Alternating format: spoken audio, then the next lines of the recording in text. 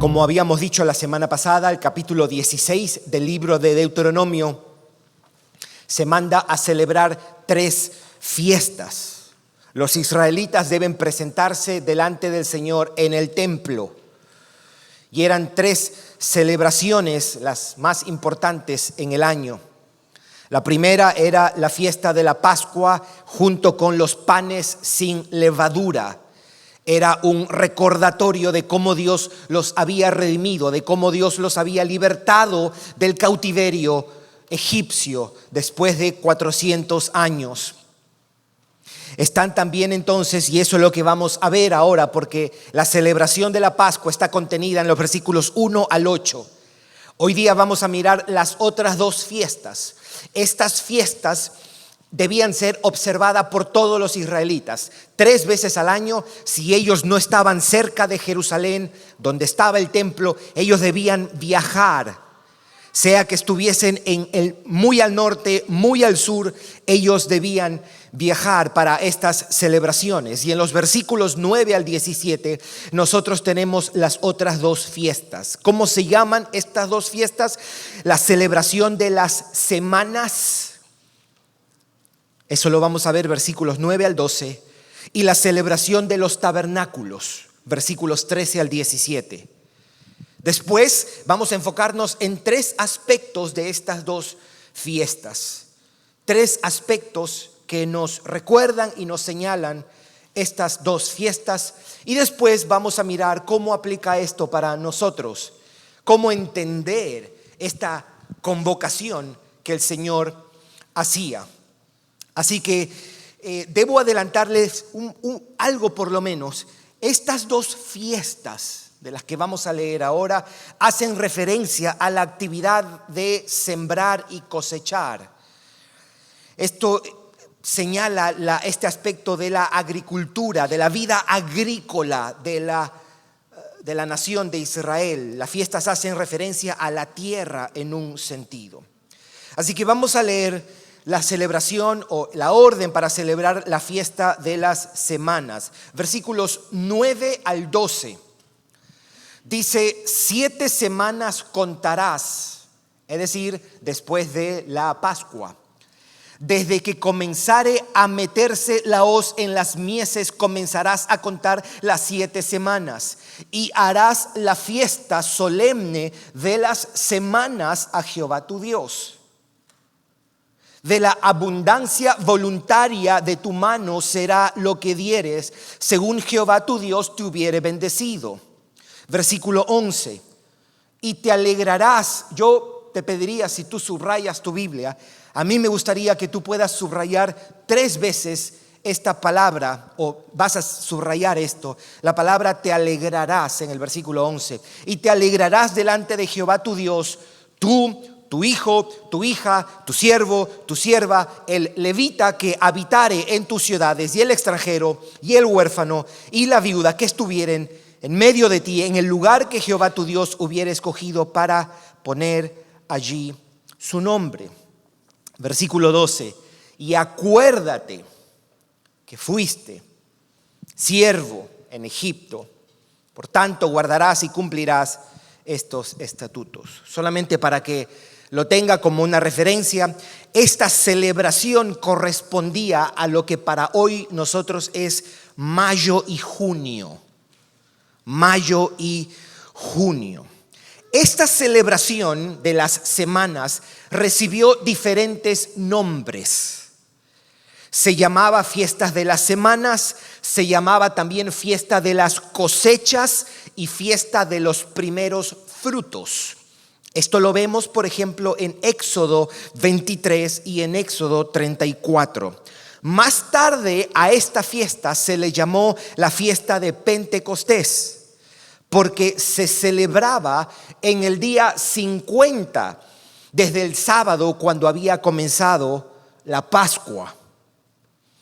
Esta fiesta era el reconocimiento de que Dios era su proveedor. Él proveía para sus necesidades y ellos debían llegar al templo con la ofrenda que presentaban al Señor. Así que todos estaban convocados para ir.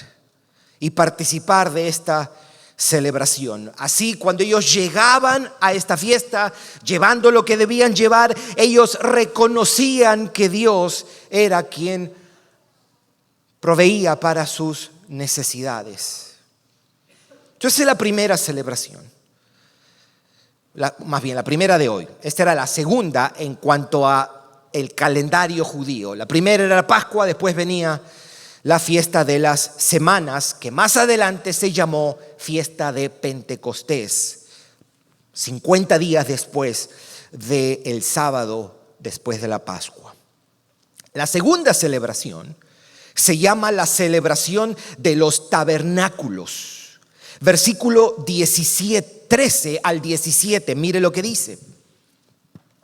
La fiesta solemne de los tabernáculos harás por 7 días, cuando hayas hecho la cosecha de tu era y de tu lagar, es decir, las uvas. Y te alegrarás, yo subrayaría una vez más esa parte, y te alegrarás en tus fiestas solemnes. Tú, tu hijo, tu hija, tu siervo, tu sierva, y el levita y el extranjero y el huérfano y la viuda que viven en tus poblaciones. Hay una conciencia social en todo esto. No seas indiferente, israelita. No seas indiferente, israelita. Cuida también del extranjero, de la viuda, del huérfano. Versículo 15. 7 días celebrarás fiesta solemne a Jehová tu Dios en el lugar que Jehová escogiere, porque te habrá bendecido Jehová tu Dios en todos tus frutos y en toda la obra de tus manos, y estarás verdaderamente alegre.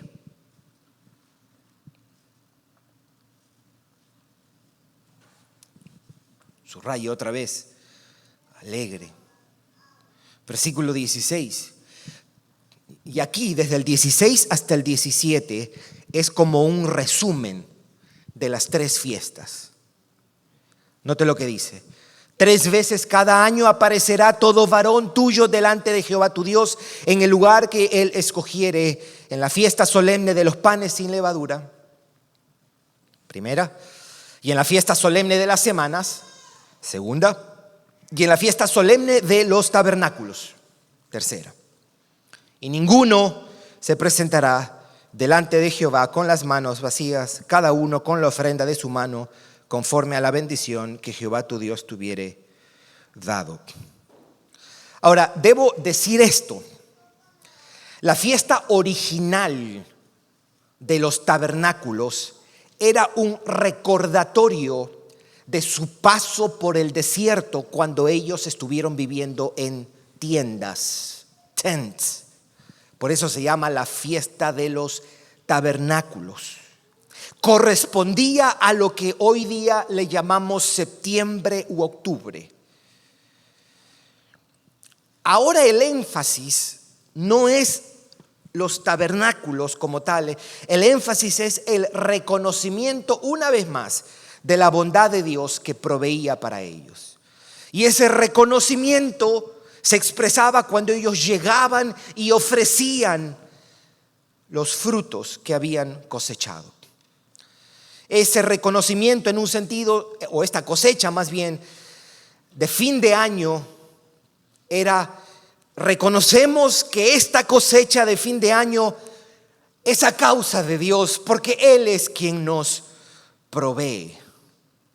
Entonces, si queremos entender cuál es la relación, porque ambas hablan de cosechas, cuál es la relación entre la fiesta de las semanas y la fiesta de los tabernáculos, es que en la fiesta de las semanas se celebraba la primera cosecha, los primeros frutos, y la fiesta de los tabernáculos celebraba la cosecha a final de año. Usted sabe que el final judío, el calendario judío, el final del año es septiembre, octubre. Así que estas eran las 2 celebraciones, aparte de la Pascua que ellos debían celebrar. Debían acercarse al templo. La gente viajaba en caravanas, los que no vivían en Jerusalén, este peregrinaje, y se acercaban. En un sentido, los salmos 121 en adelante, cuando se canta, donde se le llama cántico gradual. Cántico gradual era estos cantos que los israelitas cantaban cuando ellos subían a Jerusalén para estas celebraciones. En inglés le llaman el canto del ascenso, el canto gradual, el canto del ascenso. Hay tres aspectos de esta fiesta que a mí me gustaría señalar, que están en el texto y nos están presionando en algún sentido. El primero es el énfasis en la provisión de Dios. El segundo es el énfasis en la generosidad. Y tercero, el énfasis en la alegría. Entonces vamos a ver primero el énfasis en la provisión de Dios. Si usted tiene su Biblia abierta, usted puede notar en los versículos 10 y en los versículos 15 que se dice que según tú vas a traer tus ofrendas, según Jehová te hubiere bendecido. Aquí hay un acento en el hecho de que Dios es quien va a bendecir a su pueblo. Dios los va a bendecir a ellos y ellos de esa bendición pueden ir y ofrecerle a Dios. El sabor que tienen estas palabras es único en este sentido. Ellos van a tener que sembrar y cosechar, y ese va a ser el medio por el que Dios provea. ¿Por qué era diferente esto? Porque durante el viaje en el desierto ellos no podían practicar la agricultura. Ellos no podían sembrar, cosechar, no. ¿Cómo Dios proveyó para ellos? A través de un pan que enviaba del cielo. ¡Qué extraordinario! Todos los días, menos el día de reposo, les caía pan a ellos.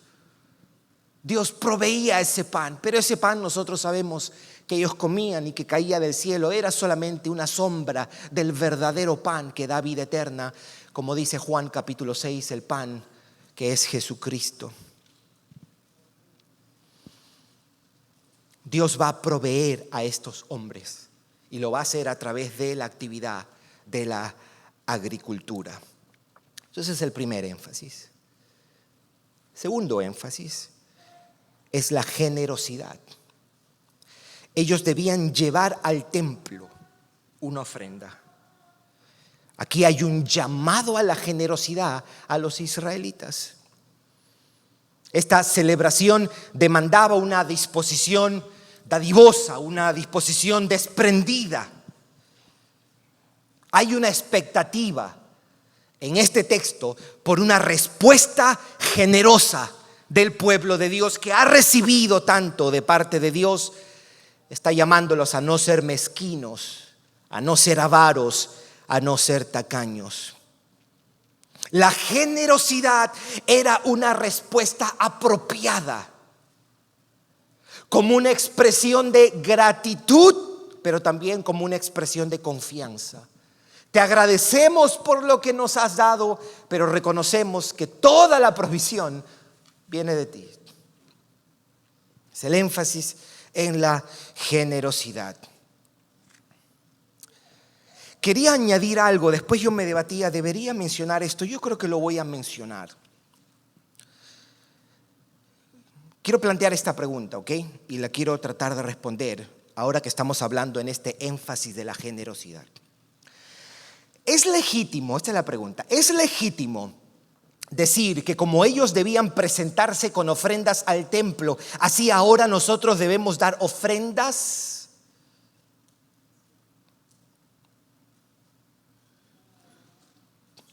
¿Ok? Esa es la pregunta que estoy planteando. ¿Usted está obligado como Israel a dar ofrendas?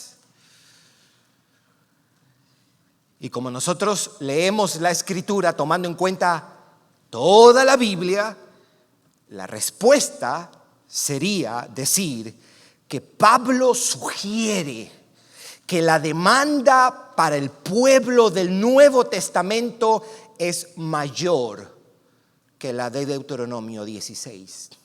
¿Por qué digo eso? Porque Romanos 12:1 dice: por las misericordias de Dios, presentad, ¿qué dice? Vuestros cuerpos como un sacrificio vivo. A causa de la redención en Cristo, no se pide ofrendas, sino se pide la vida entera. Digo esto porque muchos de ustedes vienen de contextos donde se pedía dinero de manera nada bíblica.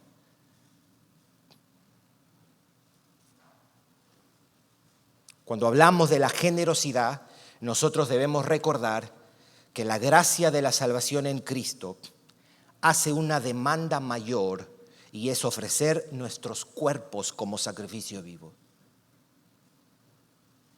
El Evangelio requiere una entrega mayor. ¿Cómo se llama esa entrega mayor? Nuestra vida entera.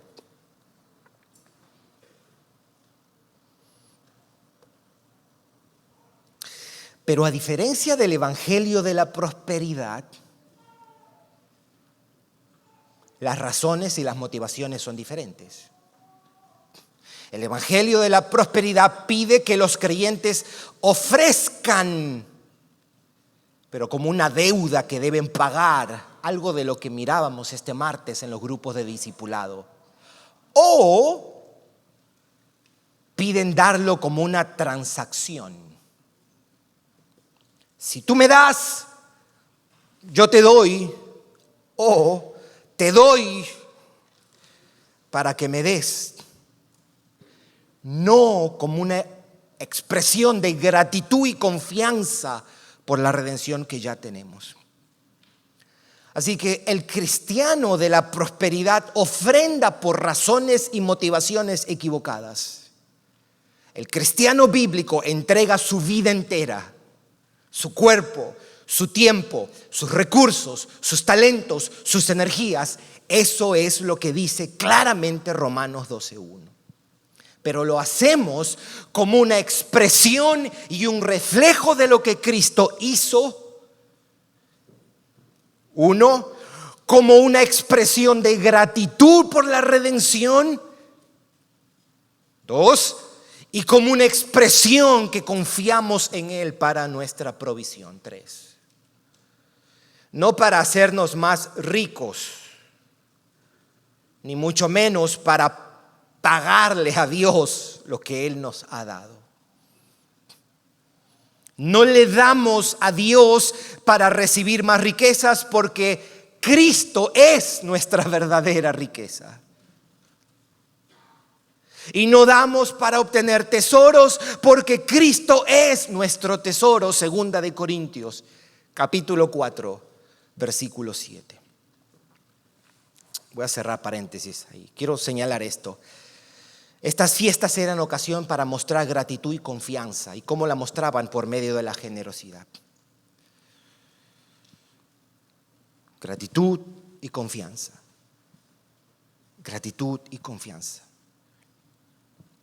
Y tres, he dicho el énfasis de la provisión de Dios, el énfasis de la generosidad, el énfasis ahora de la alegría. Contrario a lo que nosotros vemos de estos mismos pasajes en Éxodo y Levíticos, la alegría aquí en Deuteronomio es algo que se repite en estas celebraciones. Usted notó 3 veces, si usted le hizo círculo. Una en el versículo 11, una en el versículo 14 y una en el versículo 15. Te alegrarás en tus fiestas y estarás verdaderamente alegre, y te alegrarás delante de Jehová.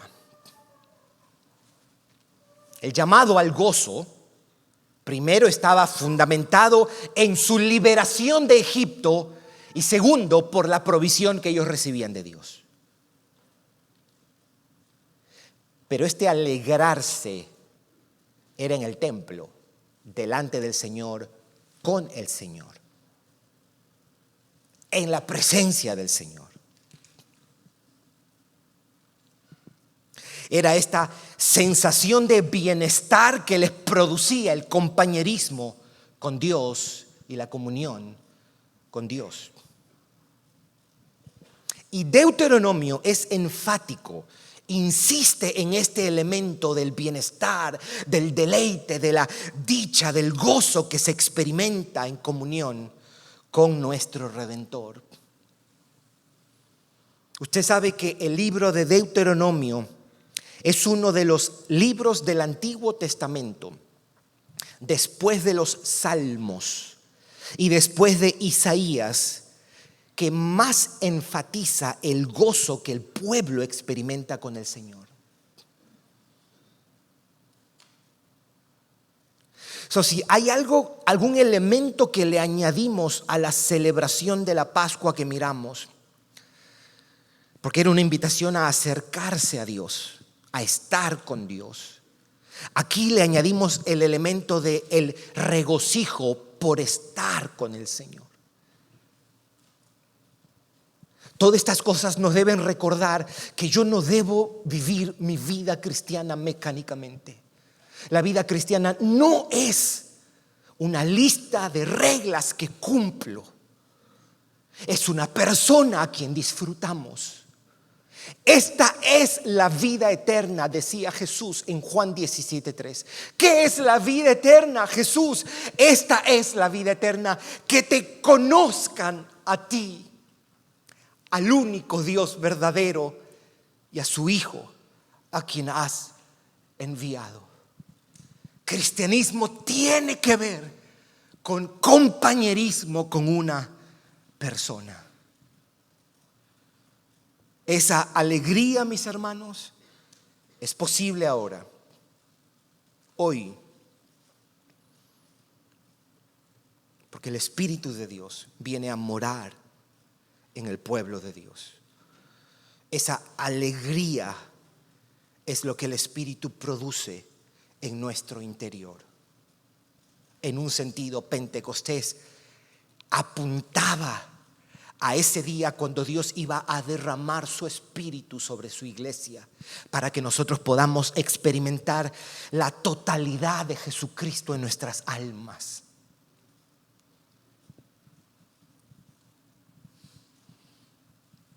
Si hay un énfasis aquí en este pasaje, es la importancia y el llamado a deleitarse en comunión con Dios, disfrutar el compañerismo con el Redentor.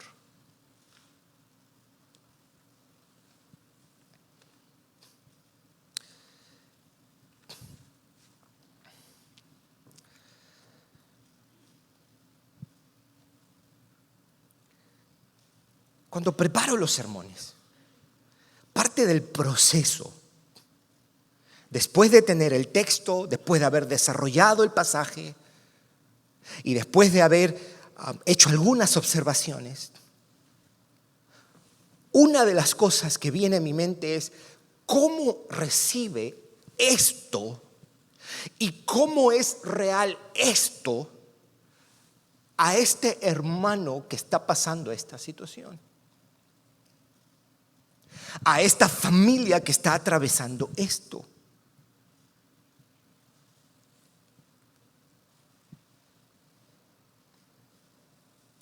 Surge una pregunta: ¿cómo entender este mandato a celebrar y a regocijarse con la realidad del sufrimiento y el dolor?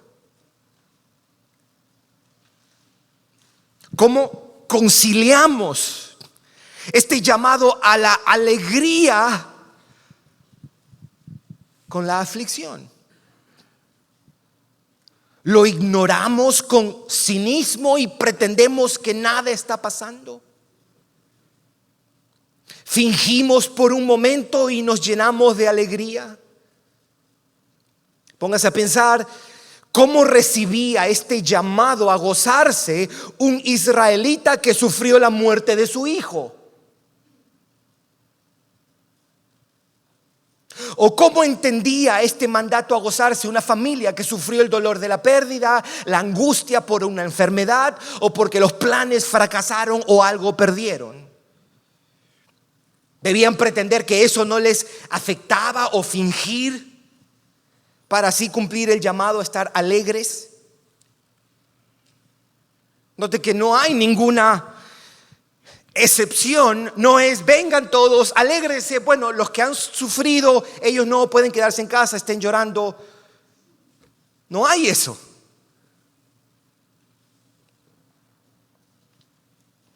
En última instancia, ¿cómo los cristianos nosotros aquí, entendemos este llamado?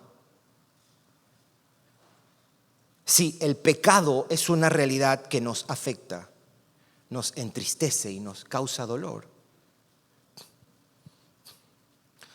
Nosotros sufrimos básicamente por tres razones.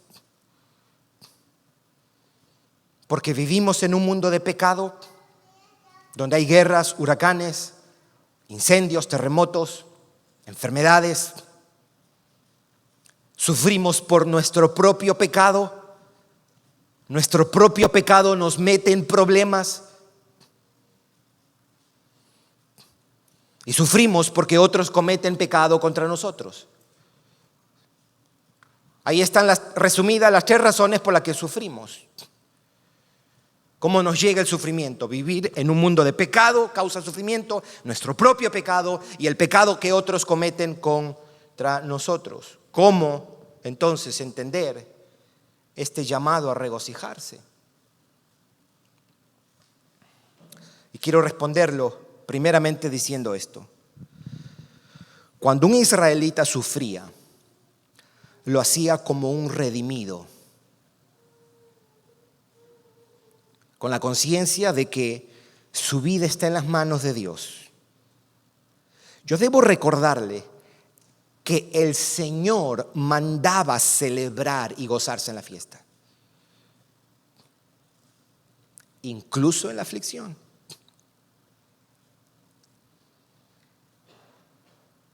Porque para ellos todo su sufrimiento era experimentado como gente amada por Dios, protegida por Dios. Ellos no padecían alejados de Dios, separados de Dios o enemistados con Él. Sufrían como un pueblo redimido. Sufrían con Dios a su lado, con la esperanza de que Él estaba con ellos. Y ahí estaba el fundamento de su gozo. Por eso Dios los puede convocar para que vengan a Él. Él no es un Dios insensible. Oh, ¿cómo me va a llamar a gozarme si mira lo que me ha pasado? No, era un pueblo redimido. Ellos pueden celebrar su redención y disfrutar de su compañerismo aún en la aflicción. ¿Cómo entender esta convocación para nosotros? Esta celebración o este llamado al gozo. ¿Cómo nosotros lo entendemos? Lo primero que me gustaría decir es, ¿qué es el gozo para nosotros? ¿Qué es el gozo para nosotros? Yo creo que ahí la iglesia cristiana necesitamos hacer un mejor trabajo con esto, de presentar la vida redimida como una relación que sacia nuestras almas. No es ven a Cristo para que haga ciertas cosas. Es ven a Cristo para que disfrutes la suficiencia y la abundancia de su persona salvífica. Él te sacia. Él trae felicidad a tu alma, gozo, deleite a tu alma. Y ese gozo y deleite puede estar presente aún en medio de la tristeza. Segunda de Corintios, capítulo 6, versículo 10, escuche lo que dice: como entristecidos, mas siempre gozosos. Como entristecidos, mas siempre gozosos.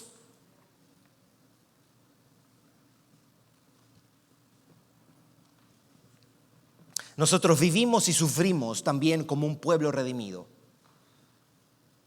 sabiendo que no fuimos librados de Egipto, sino del pecado. Fuimos librados de la ira de Dios, del juicio eterno. Fuimos librados del fuego del infierno. Sufrimos y vivimos como un pueblo redimido que descansa en que nada nos va a separar de Cristo Jesús.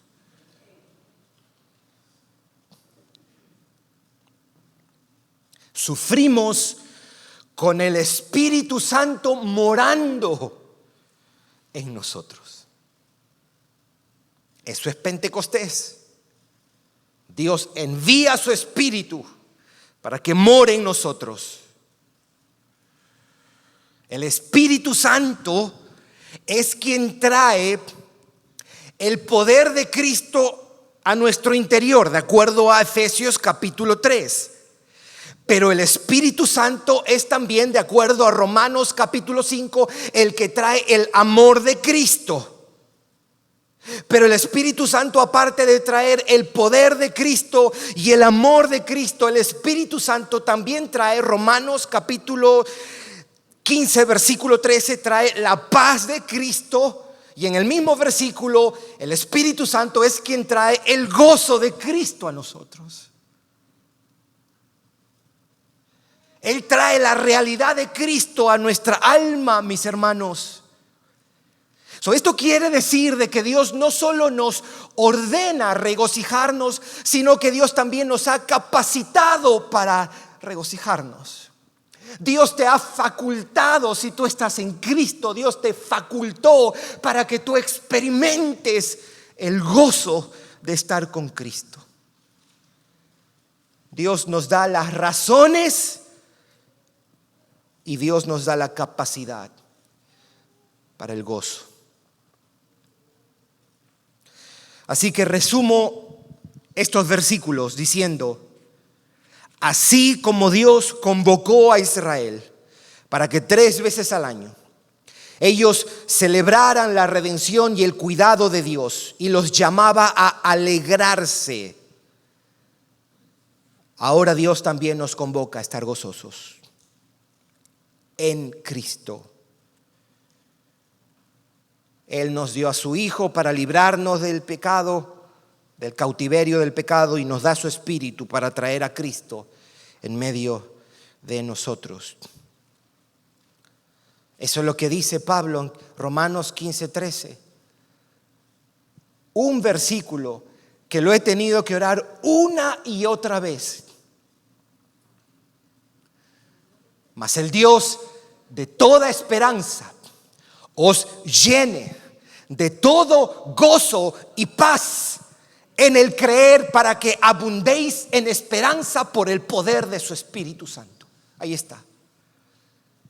Pablo oraba por los romanos, y tú como creyente, igual que los romanos, debes apropiarte de esa oración.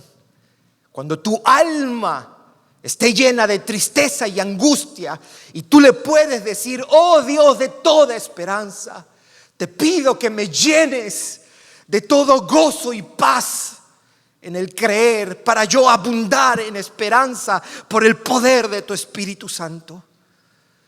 Y se lo pides y se lo pides y se lo pides hasta que te lo dé.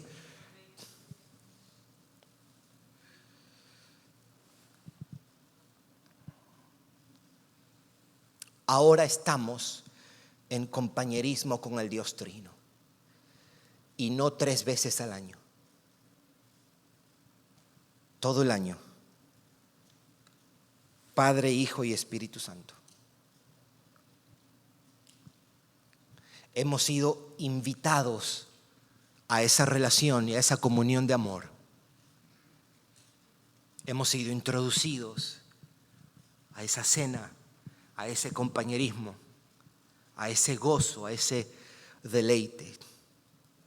Es por eso que no solo tenemos el Antiguo Testamento que nos dice: en tu presencia hay plenitud de gozo.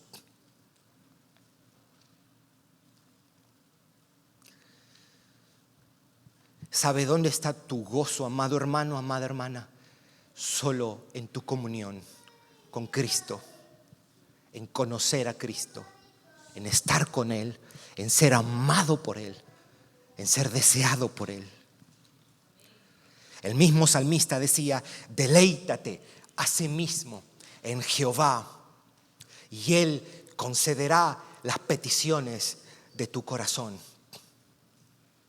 Qué desperdicio enfocarse en la segunda parte sin mirar la primera parte.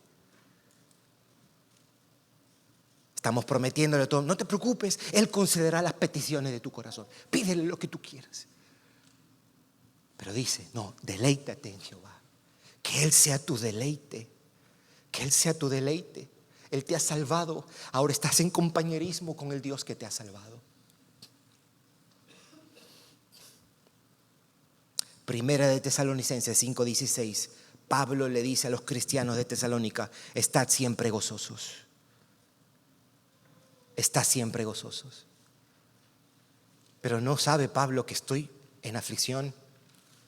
Sí lo sabe. Pero él también sabe que somos un pueblo redimido, que tenemos compañerismo con Dios y que tenemos al Espíritu de Dios. Yo te hago una pregunta, amado hermano, amada hermana. ¿Te estás deleitando en Cristo? ¿Es Cristo la fuente de tu contentamiento? ¿O hay otras circunstancias, otras metas, situaciones que son el fundamento de tu gozo y deleite?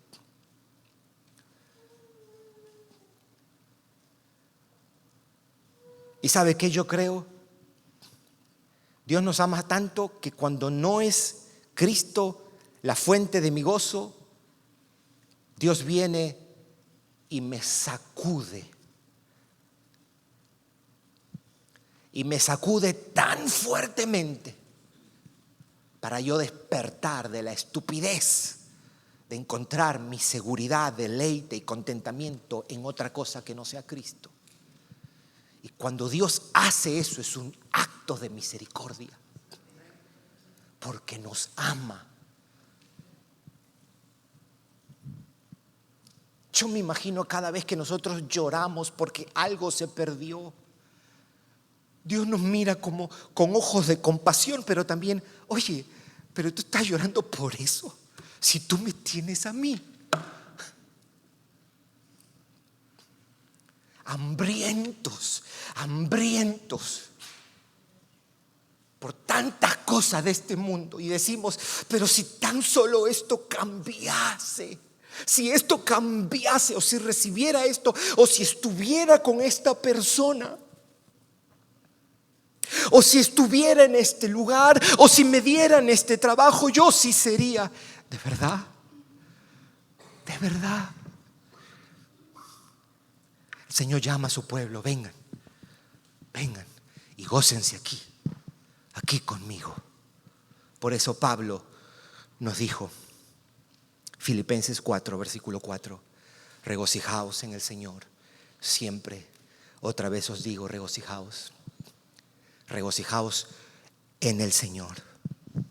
A causa de Cristo, Él te amó, se fue a la cruz, Él se levantó al tercer día, fue al cielo, está sentado, gobernando sobre todo. Ha enviado su Espíritu para que more en nosotros. Él está con nosotros. Él te ama. Él te ama.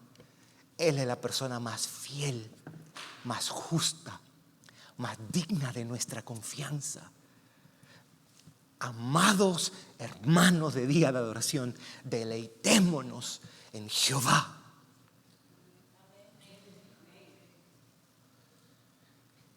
Órale y pídele: sé tú mi gozo. Yo hablaba con Camilo el otro día y hablábamos de cómo es cierto, hay muchas cosas que se constituyen en gozo para los cristianos. Tu matrimonio puede ser una fuente de gozo. Tu trabajo, tu servicio al Señor, a la iglesia, tus hijos caminando piadosamente pueden ser fuente de gozo. Pero tu mayor gozo, mi mayor gozo, debe estar puesto en todo lo que Cristo es para mí. Y el Señor te dice: alégrate, alégrate en mí, alégrate en mí. No hay felicidad verdadera fuera de Jesucristo. Y eso es lo que estas fiestas nos están recordando. Somos llamados a una vida de gozo en Cristo. Y eso no elimina la aflicción, porque aún el día de la aflicción, tu corazón puede estar satisfecho en todo lo que Cristo es para ti. Vamos a orar.